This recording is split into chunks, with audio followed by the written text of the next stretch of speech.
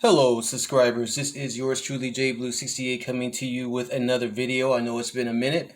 However, there's been a lot going on in my life work-wise and personally, and I have been having to take care of those things and put all of my attentions towards those particular parts of my life. I miss filming videos, and I'm glad to present you with this next one. And before I get into this video, I just want to say thank you to my subscribers. Thank you for subscribing to my channel, for liking, sharing, and commenting, and helping me to continue to grow.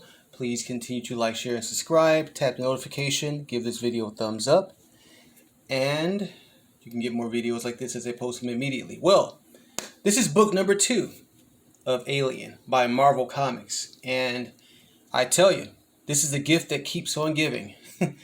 I didn't expect this this series to be any good under Marvel. I honestly expected I had the lowest expectations of it, but man, this next book is just like the first one. It is absolute fire, and it's written by Philip Kennedy Johnson with artwork by the infamous Salvador Larroco and Guru FX.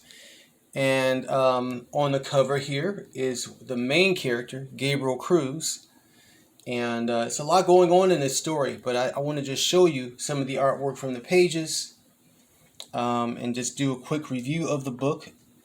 It actually starts in the year 2000, and it follows the events of the first Alien films, the first 2 Alien films. First one written by Ridley Scott, of course, and then the second, and directed by Ridley Scott, I should say, and then the second one, of course, by James Cameron. It follows right after those events, but kind of like years later, years and years later, hundreds of years later, on Epsilon Station. This opening scene here is very creepy. It reminds me of the scene with Newt and her parents in the second Alien movie. And of course, Marvel is known for their advertisements. This advertisement of another book here, Reptile Number 1. A book I'll probably pick up at some point in time. It looks interesting. Anyway, this opening scene here, again, very much like the scene with Newt and her parents when they were attacked by one of the xenomorphs. And the artwork I love is very organic. It's very fluid. And then here are the opening credits of the writers, artists, and contributors, the biography of the story and what's going on. And as I mentioned, Gabriel Cruz. And part of the synopsis of the story is that his son, Danny Cruz, is actually an insurrectionist against the company Weyland-Yutani. His father is pro-corp, his son is anti-corp, and there's a conflict between father and son as they're trying to retrieve the xenomorph. Earth's government has been trying to properly gather the xenomorphs for centuries now and use them as biological weapons. Earth is now called Earth United Americas, as you see in this page here. And I love this artwork. Again, the artwork has a very organic feel about it, kind of melodic at times, violent at times. The colors pretty much on each page kind of dictates what's going on in each scene. The colors that are being used. And again, there has been a situation that's occurred on Epsilon Station regarding Gabriel Cruz's son, Danny.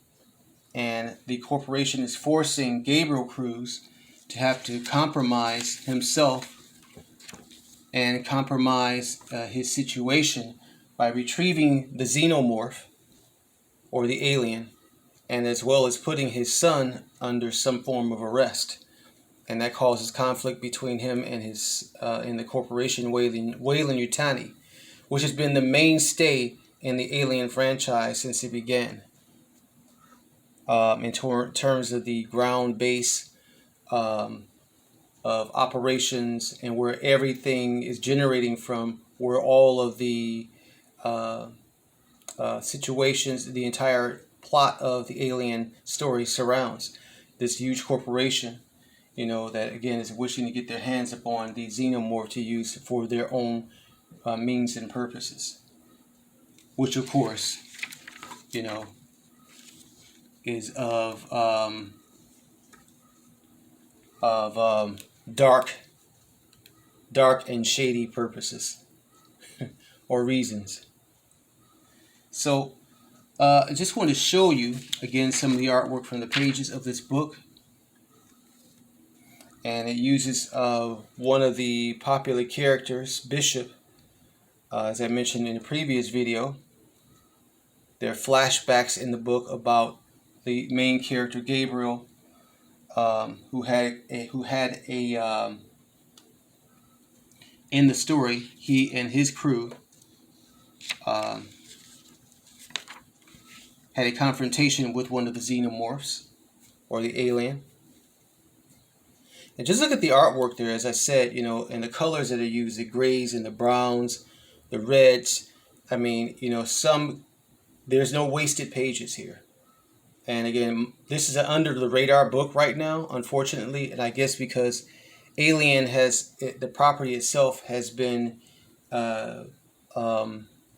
used so much in either in cinema as well as comics. And as I mentioned previously, at one point they were published by Dark Horse Comics.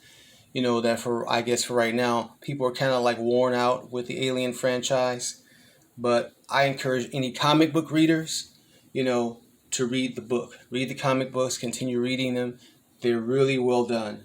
And again, as I said about the colors, how the colors dictate situations.